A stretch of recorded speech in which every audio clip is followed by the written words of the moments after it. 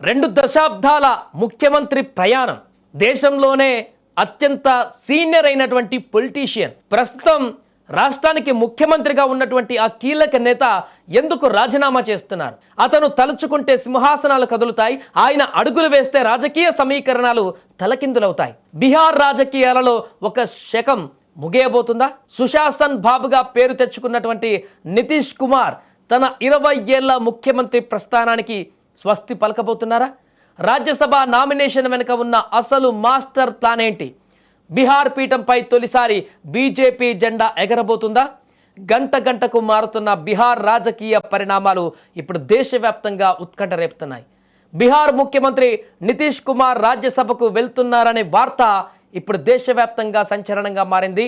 ఇవాళ ఆయన రాజ్యసభ సభ్యత్వం కోసం నామినేషన్ దాఖలు చేయనున్నట్లుగా తెలుస్తోంది.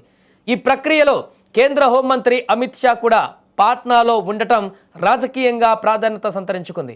నితీష్ కుమార్ రాజ్యసభకు వెళ్ళడం అంటే ఆయన ముఖ్యమంత్రి పదవికి రాజీనామా చేయాల్సి ఉంటుంది. ఇది జరిగితే బీహార్ రాజకీయాలలో ఒక పెను మార్పు చోటు చేసుకున్నట్లే.